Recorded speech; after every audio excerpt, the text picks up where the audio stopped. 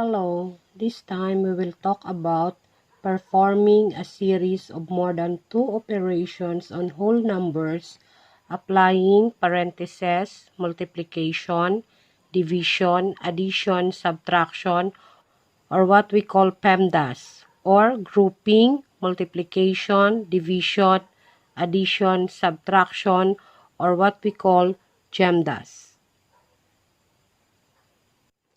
To simplify series of operations on whole numbers involving more than 2 operations using PEMDAS or GEMDAS rules, kailangan nating sundin yung rules in the order of operation. So first rule, perform the operations within each pair of grouping symbols like parentheses, brackets, and braces. Second, simplify the exponents if there is any. Third, perform multiplication and division as they occur from left to right.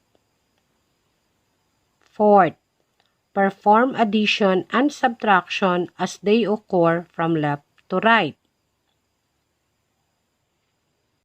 Example of performing PEMDAS, we will evaluate this expression. Sa nakikita natin, meron tayong 4 na operations. We have subtraction, addition, division, and multiplication. So, alin ba dito sa 4 na operations na ito ang uunahin natin sa pag-simplify?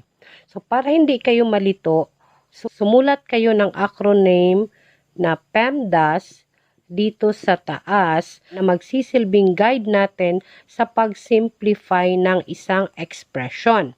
So first, titingnan natin kung meron bang P or parentheses or groupings. So sa ating expressions, wala tayong nakikitang parentheses, brackets, or braces. Walang groupings. So dahil walang P, proceed tayo sa M at D. Itong multiplication and division, it will serve as partner. Kasi sa order of operation number 1, we will perform the multiplication and division as they occur from left to right. So meaning yung arrow na ganyan. From left to right. So, dahil meron tayong nakitang multiplication and division, uunahin natin. Although sa acronym na PEMDAS, nauna si multiplication. But applying the rule as they occur left to right, sa nakikita natin sa expression, nauna si division. So, dahil nauna ang division, siya ang uunahin natin. So, 18 divided by 6 is 3. And then, huwag kalimutang kopyahin yung ibang numbers. So, nandito na tayo sa second step ng ating expression. Meron na lang tayong subtraction, addition, and multiplication. Balikan natin yung ating guide. Multiplication and division. So, since tapos na si division, balik tayo kay multiplication. So, 3 times 3 equals 9. Then, huwag kalimutan yung ibang numbers. Third step, we have subtraction, addition. Since tapos na tayo, balik tayo dito sa guide kay M at saka kay D. Dito naman tayo sa addition and subtraction as they occur from left to right. Although sa ating acronym, nauna si addition kaysa kay subtraction, so i-apply natin yung order of operation na we will perform addition and subtraction as they occur from left to right. Meaning, kung sino ang mauuna kay addition at saka kay subtraction, yun ang uunahin natin.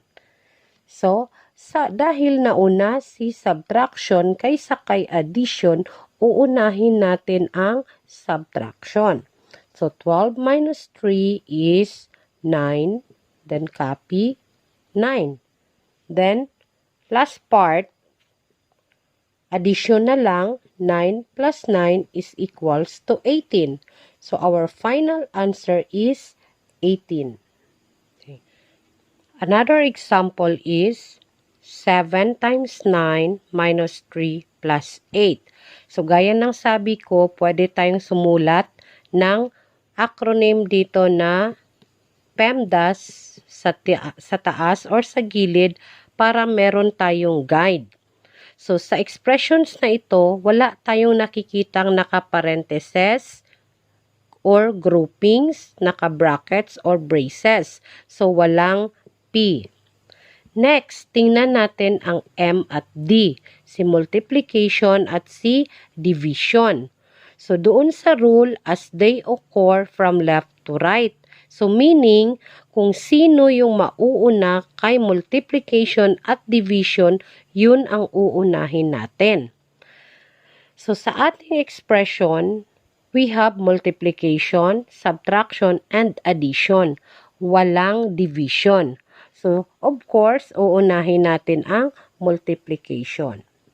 7 times 9 is 63 minus 3 plus 8.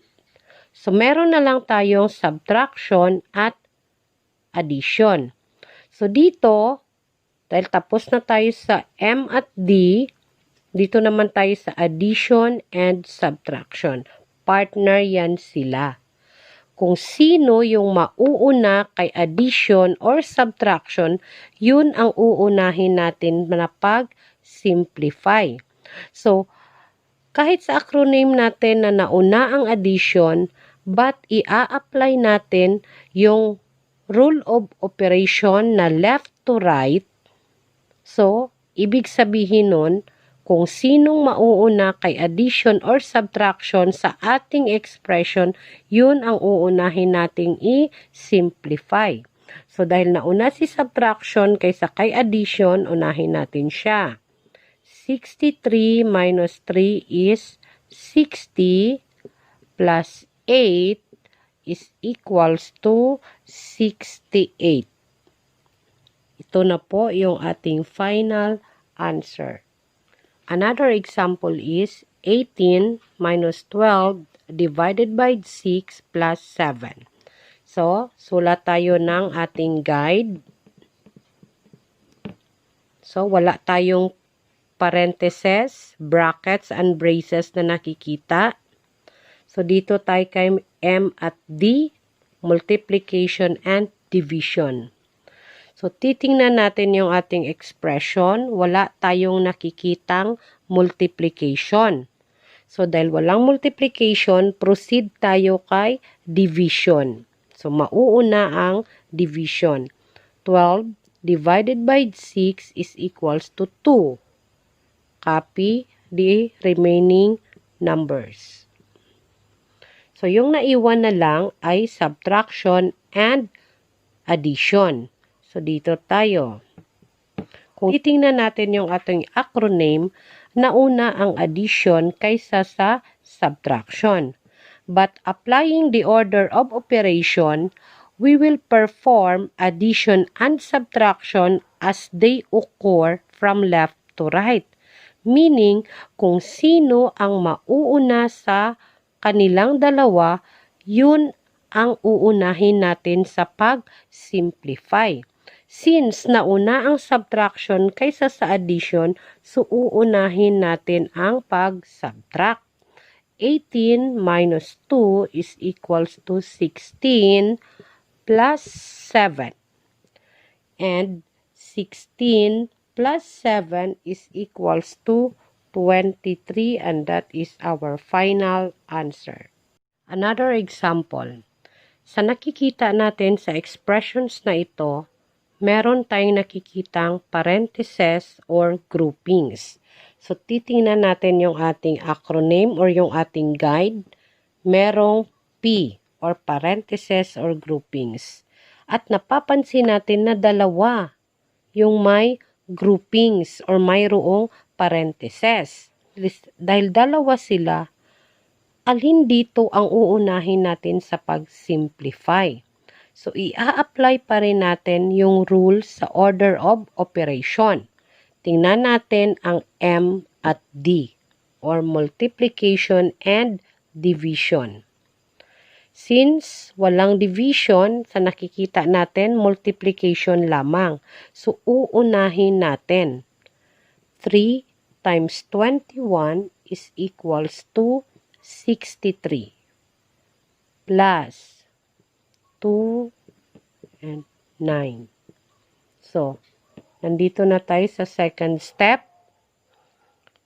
Nauna na nating na-simplify yung multiplication na naka-group.